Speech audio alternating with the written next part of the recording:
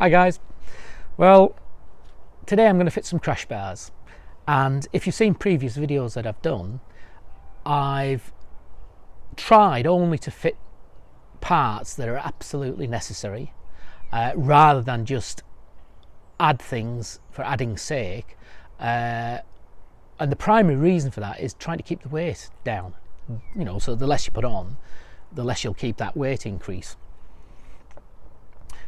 Now, I fitted rally raid parts to the bike, and they obviously carry a weight increase, but I've also taken parts off the bike which surprisingly take quite a bit of weight off. So there's a degree of balance so far, and the bits I took off were the rear hand grabs, the handrails, and the rear foot pegs, and you'd be surprised how heavy they actually are when I weighed them.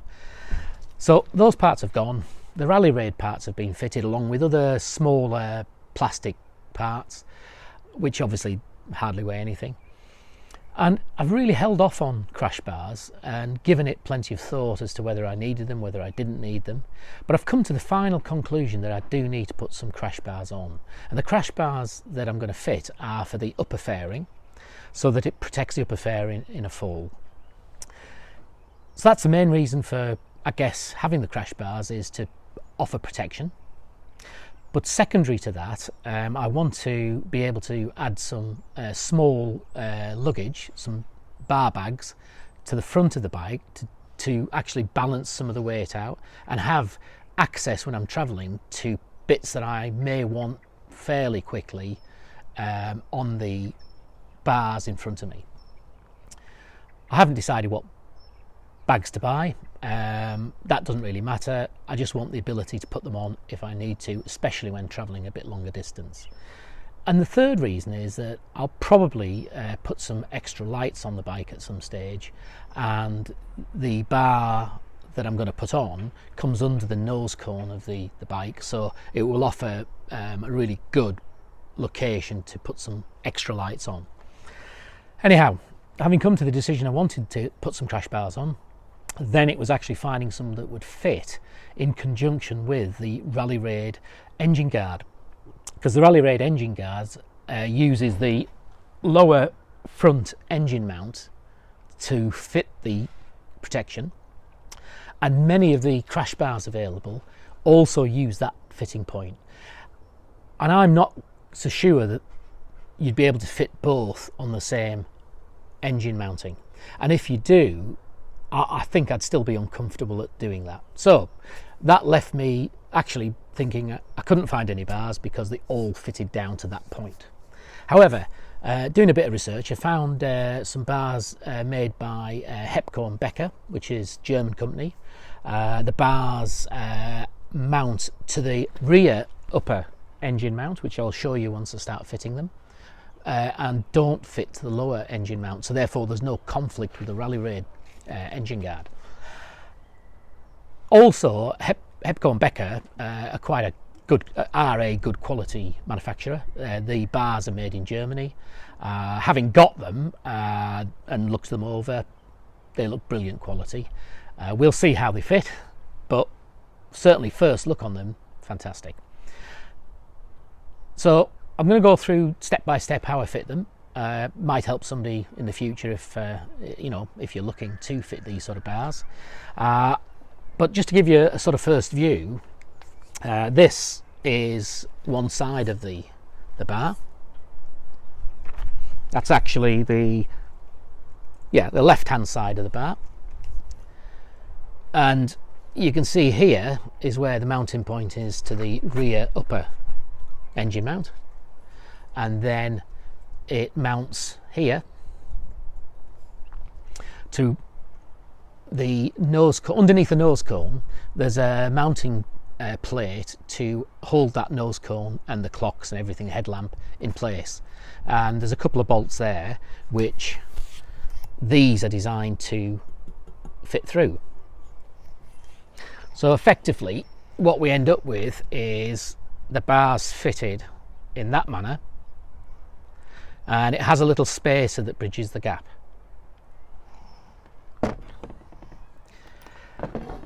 So these bars, I've weighed them, and they weigh 1.65 kilogram each. So you're looking at a 3.3 kilogram increase in weight. So I don't think that's going to be a problem.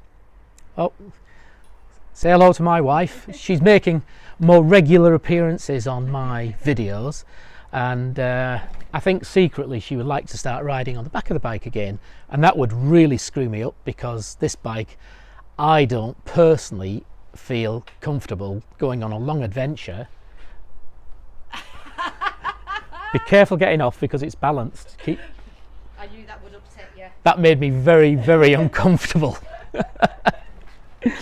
Anyhow, so the bars are oh, just a minute, I'll have a coffee if you're making one. All right. Thank you. She has some uses. So the increase in weight with these two bars is just over 3 kilogram, 3.3 kilogram. They're a tubular steel construction. I measured them at 2 millimeter, and obviously the extra protection parts are welded on here and here.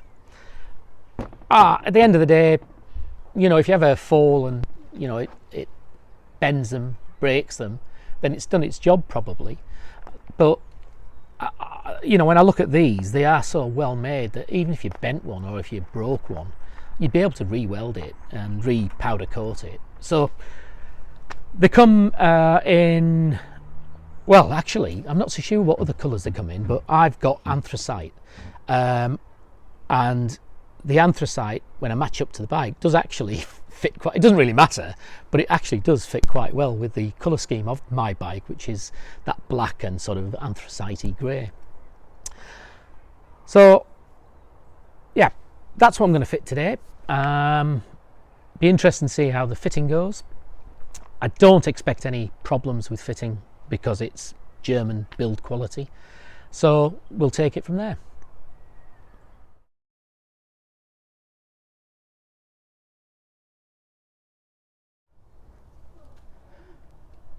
Okay guys, so this is the upper rear engine mounting bolt, and both the left hand side and the right hand side are removed, and these bolts are then reused with when the actual crash bars are fitted. And the other two bolts that need to be removed are these two bolts here, top and bottom, and those bolts hold this bracket which holds the front nose cone headlamp unit in place. So those two bolts come out, the two engine mounting bolts come out. We reuse the engine mounting bolts, original engine mounting bolts, but we have new bolts for this bracket, albeit we still use the captive nut, which are these here on this side, which is on the left hand side. The bolt comes in, has got to be fitted from the right hand side. So two new bolts, reuse of the two captive nuts, and then there's a spacer that goes between the crash bar which meets under here under the fairing. So sounds simple. I think we'll just crack on and see if we can get it done. So I'm just going to loosen the engine mounting bolts, both their left and right hand side. Not going to take them out at the moment. Just want to get them loosened off, and then I'll move to the front and get them removed. Right, so they've just been loosened slightly, and I'll do the same for the other side, and then we'll get on with the front bolts. Okay guys, so these are the two bolts that we're going to remove, there and there, and it's a 12 millimeter both nut and bolt.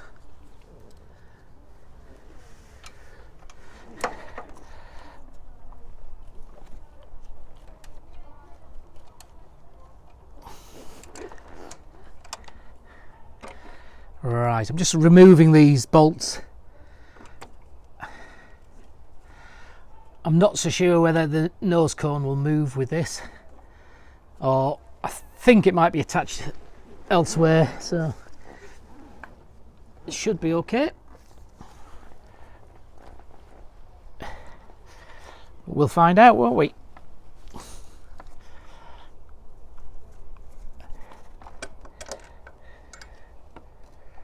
There's a slight movement on it, but actually it's obviously held elsewhere. So that's the bolts removed from the front. Right guys, so I loosened this rear upper engine mounting bolt off on both sides earlier on, just to get it to a point that it was still inserted, but it was loosened. And I'm now going to remove that so we can start to install the bar. Yeah, coming out quite freely, that. And obviously when we're finished we'll torque everything up to the Honda torque settings. You obviously got a spacer behind which remains, so that will remain in place. Just going to put some copper grease on these engine mounting bolts. Actually a little bit too much, but there you go. Guys, so just going to offer the left hand side bar up and see where we how it all looks.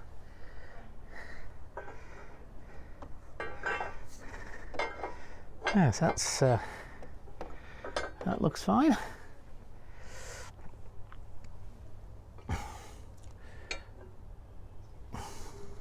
Oh, let's just try it like this.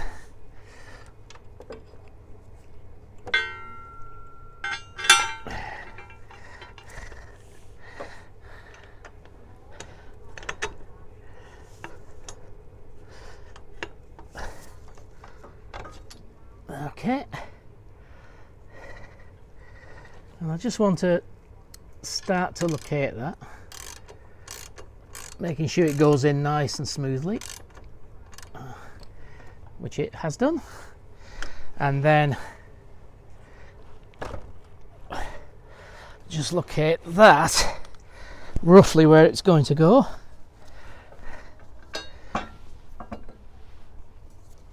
There.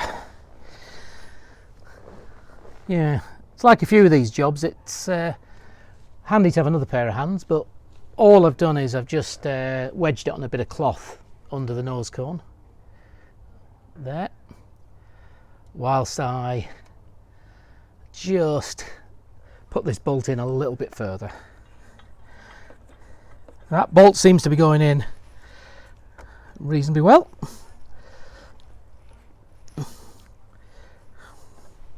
And just gonna nip it, and that's it. So it's still loose, but it's just nipped into place,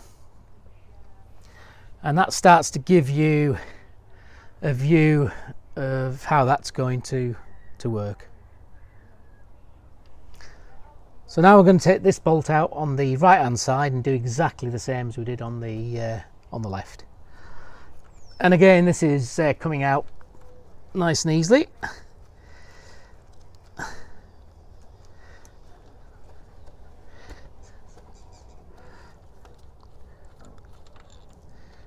Just remember to catch your spacer.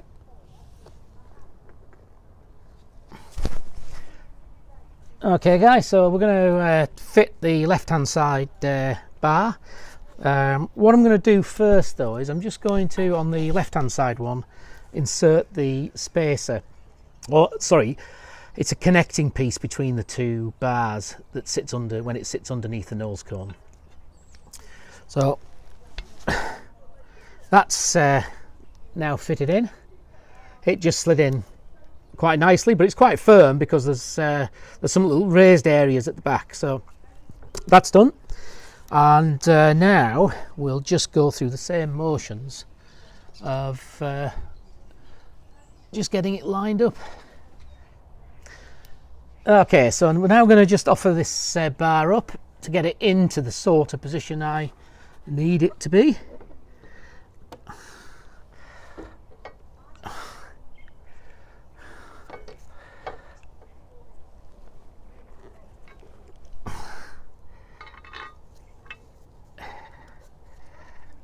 And again, extra hands, how helpful are they? There we go. So I just want to get that lined up. So that's now that bolt is engine bolt screwing in by hand quite nice and freely. Obviously you want to be careful that you don't cross thread these, as that would be a little bit of a nightmare, but that's gone in literally by hand. Just, well, that's it, finger tight now, and that's enough for now until I get the center bit done. Right guys, so we've now got the 2 engine mount bolts in hand tight. I've got the connecting piece in the right hand side bar, and I'm going to see if I can just connect these 2 up, because then it just should sit in a position to re-input the bolts. So these cloths were there just to sort of stop it scratching anything whilst I was messing around. So I'm just going to see if I can line this up. I'm just going to use some silicone lubricant. Just sometimes with plastic or rubber parts, it just helps to ease things in.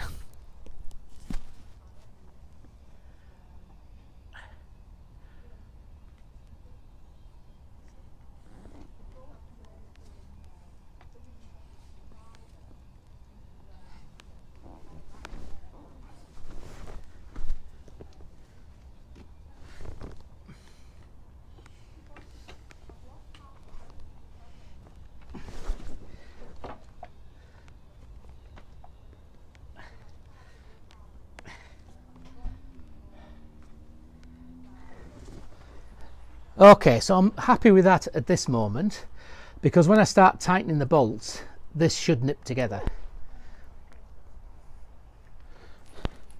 So for these 2 bolts that we're going to fit back into here, we use the bolts supplied by Hepco Becker, so new bolts, and there's washers provided for this, so slipping a washer over for the right hand side of the bike. We have another washer for the left hand side, and then the original Honda bolt, sorry, the original Honda nut from the left hand side of the bike. So put a bit of copper grease on that again, because these are all going to be torqued up anyway, and then we'll just fit it. I'll try. Expect it to be a bit of a fiddle.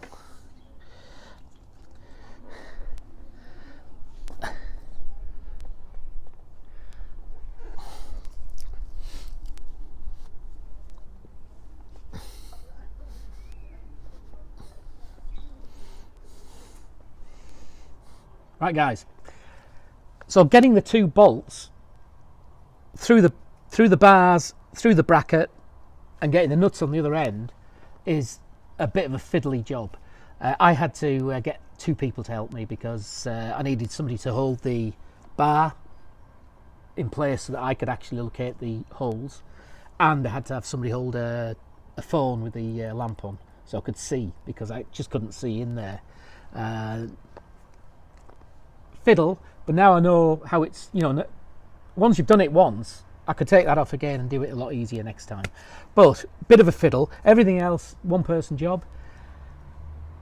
Getting those 2 bolts, just because of trying to get everything lined up with the holes, might need somebody to give you a hand.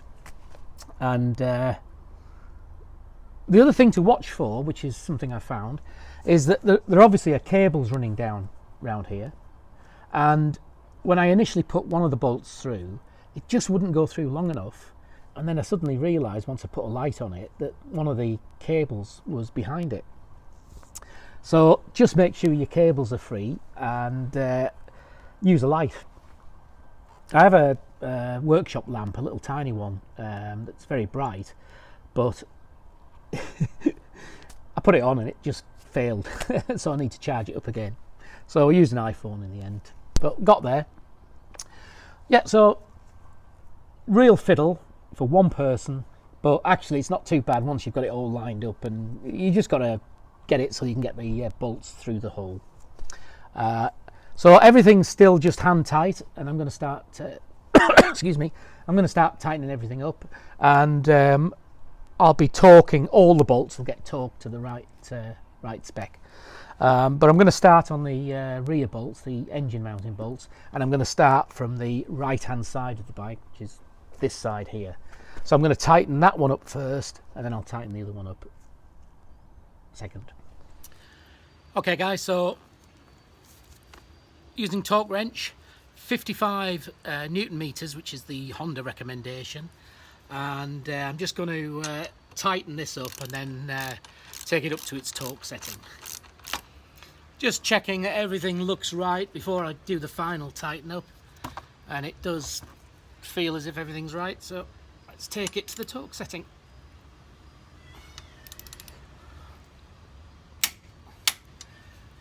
So that's 55 Newton meters, and that's now done that side. So we'll do the other side, and then we'll torque up the tighten and torque the 2 bolts under the nose cone.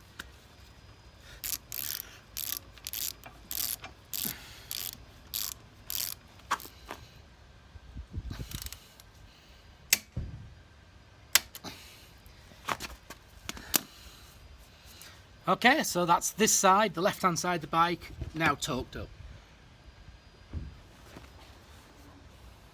Right guys, so just about to start tightening these 2 bolts up, and we'll nip them up, but then you actually torque out the top bolt before the bottom bolt, and it's 27 Newton meters. Yeah, so on these 2 bolts, 27 Newton meters. The new bolt that's gone through, the 2 new bolts, they're a 13mm socket, and the nut, which is the original nut or nuts, is 12. So I'm going to try and torque them up from this side. I've made a little bit of room by turning the wheel round, and we'll just have a go at that now.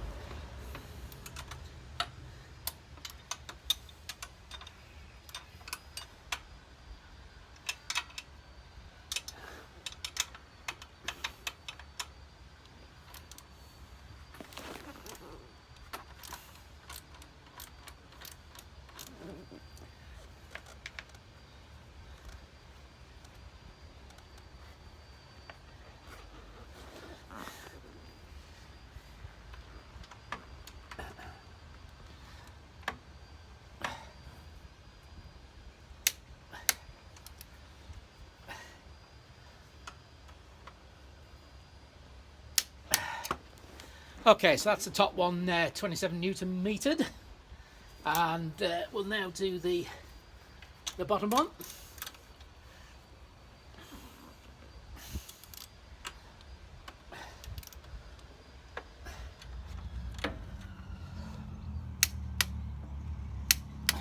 So guys, that's the job done.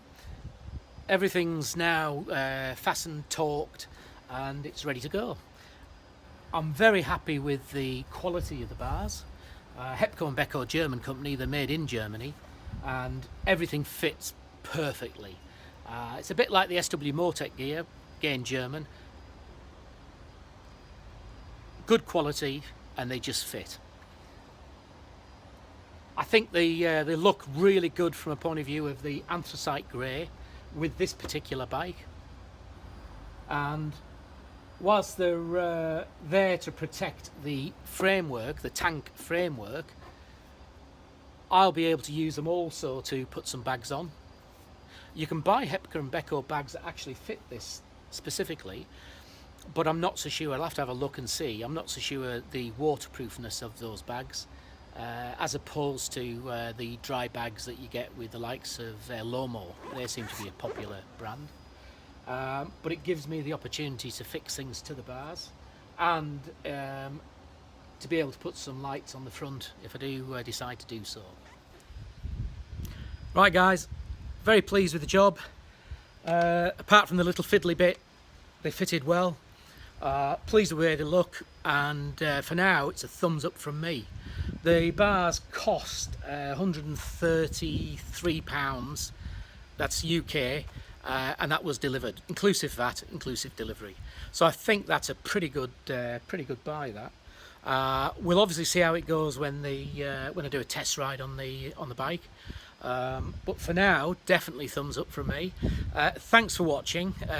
Remember, all your thumbs up, all subscriptions really help. I don't get paid for anything. Everything's bought with my own money. So getting that support I do get, and the comments, it's brilliant to get some comments, and you know, I continue to learn from those comments. So keep it going guys, and really appreciate it. Thank you.